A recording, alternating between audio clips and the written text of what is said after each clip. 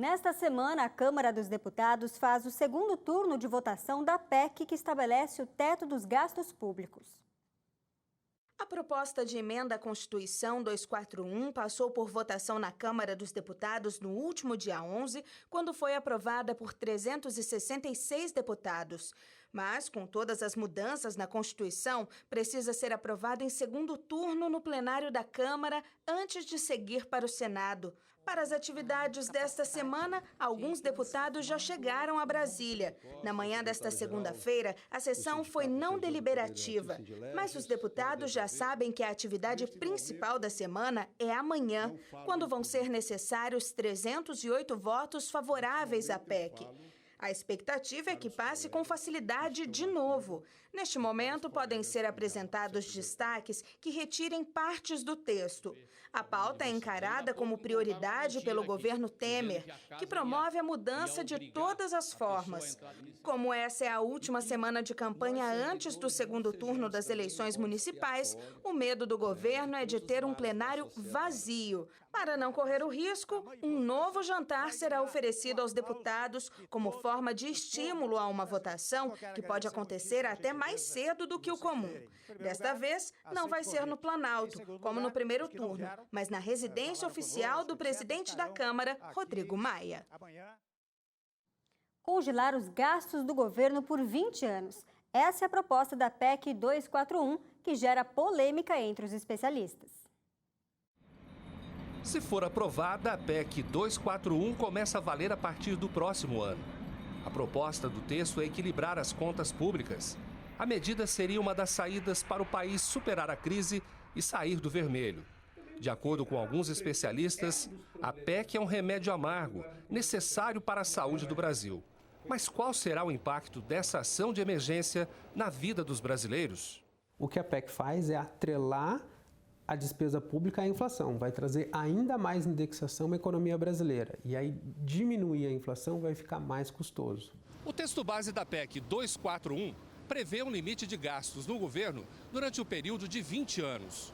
O estudo feito pelo Instituto de Pesquisa Econômica Aplicada mostra que o SUS, Sistema Único de Saúde, perderá 743 bilhões de reais caso a proposta da PEC seja aprovada. Para o analista econômico Everton Carneiro, a medida pode comprometer serviços sociais como saúde e educação se esses setores ficarem com os investimentos congelados. Se esses gastos ficarem estagnados, a tendência é que esses serviços percam muita qualidade.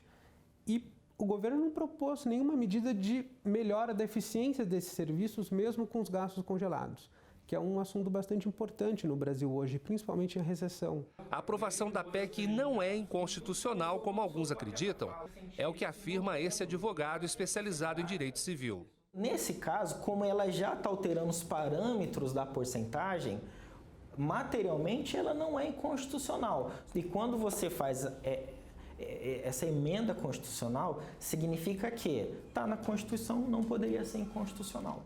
Já para o economista André Perfeito, de uma empresa de investimentos de São Paulo, criar novos impostos, segundo ele, seria o melhor caminho para a situação econômica atual do Brasil. Por que eu estou querendo dizer isso? Que não é para fazer ajuste? Não, de jeito nenhum. Acho que tem que fazer um ajuste. Eu acho que a PEC é frouxa no curto prazo.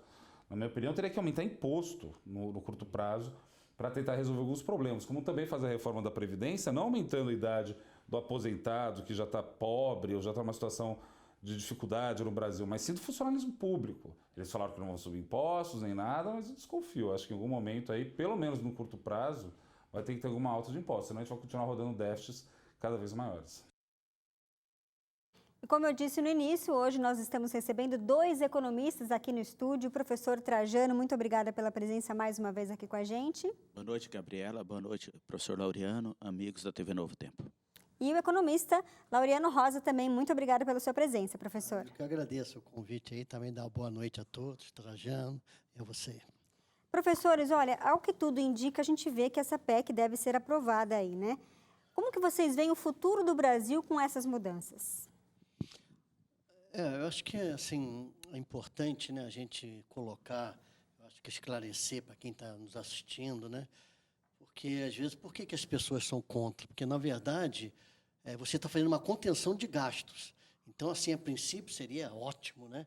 puxa vida, você está contendo os gastos do governo. Então, isso é o que realmente acho que tem que ser feito, né? Agora, a questão toda é que é entender esse tipo de gasto, quer dizer, o que está sendo congelado, o que vai ser feito pela correção da inflação. Então, não é só os gastos, quer ver, na realidade, que seria, por exemplo, aquele que o governo tem, no caso de despesas, né? Não seria gasto, seria despesas, como, por exemplo, cartão corporativo, as pessoas comissionadas que têm demais dentro do governo, quer dizer, aquilo que está... aquelas gorduras que tem dentro do governo que precisam ser cortadas, né?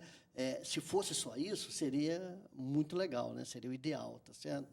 Então, eu acho que a preocupação de todos, né, é que quando você vai engessar, que você vai fazer essa PEC durante 10 anos, 20 anos, mas 10 anos pode mudar, você está congelando tudo, os investimentos também. E aí, dentro disso, né, Trajano, você não tem, por exemplo, uma ideia... E se a economia melhorar? O que acontece? Está congelado, você não pode gastar mais. Percebe? Então, esse é o problema. E aí, o que o governo realmente quer com isso? Ele quer credibilidade. Para quê? Para que as empresas privadas vejam isso, falando, poxa vida, então estão querendo realmente cortar gasto. Então, nós vamos investir, vamos melhorar. Outra coisa é a dívida também. A dívida pode melhorar. Não sei, a dívida. A nossa dívida está em 66,2% do PIB. Nós temos um país que tem menos, mas tem outros países, Estados Unidos está 120%. Então, quer dizer, né, é isso que precisa ficar esclarecido. Por que existe dúvida em relação à PEC? A preocupação é educação, saúde, né, os outros investimentos que vão ficar congelados, ou seja, vão ter só a inflação. E isso aí realmente é muito pouco pelo crescimento da população. Isso aí pode ter um caos. Por exemplo, se a gente tiver uma doença, alguma doença que tiver uma zika aí qualquer, e aí? Você não vai poder gastar na saúde, né? Então, eu tenho a impressão, não sei se o Trajano, né, concorda, mas... É bastante preocupante essa aprovação dessa PEC no Congresso Nacional. A nossa expectativa poderia ser se o Congresso ou o Senado pudesse fazer alguma alteração nela, mas eu não vejo expectativa política de grandes mudanças.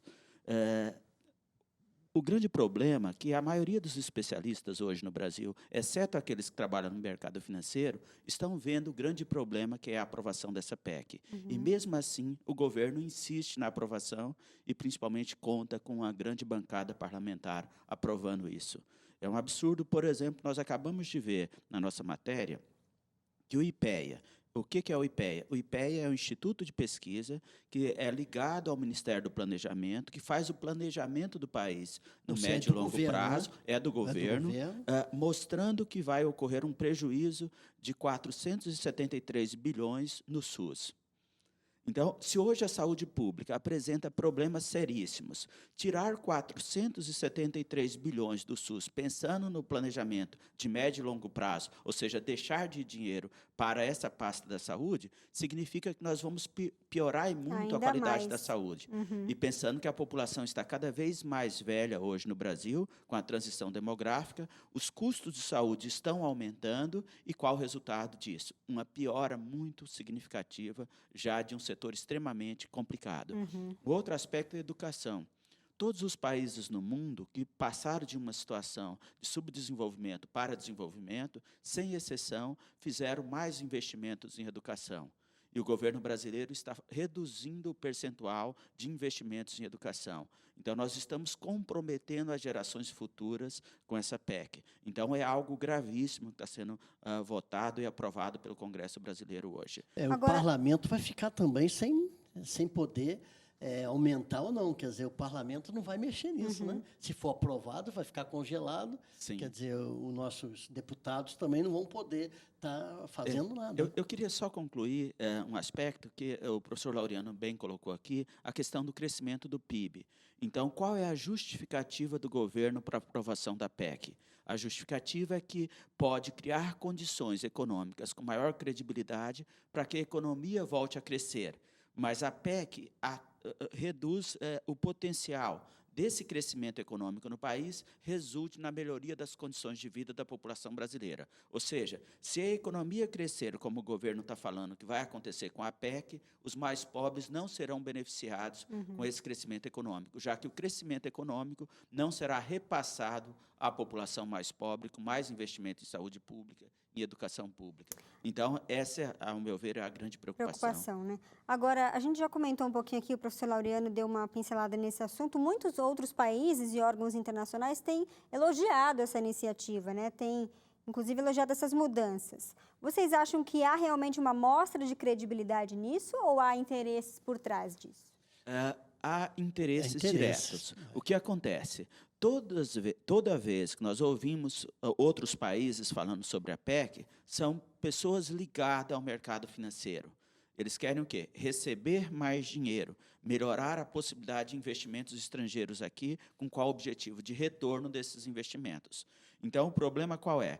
Para o exterior, o que é interessante no Brasil é ser um grande mercado para comercialização de produtos e mercado financeiro. E não há preocupação das condições de desenvolvimento da população brasileira. Cabe a nós, brasileiros, definir o que é melhor para a sociedade brasileira e não esperar opinião externa para que nós possamos fazer uma mudança constitucional como essa que está sendo proposta em função de interesses externos. Ao longo da nossa história, esse foi um grande problema no país. Nós trabalhamos em função do interesse estrangeiro. No caso, o qual FMI, o resultado? não é? No FMI, Ficamos cada vez mais subdesenvolvidos.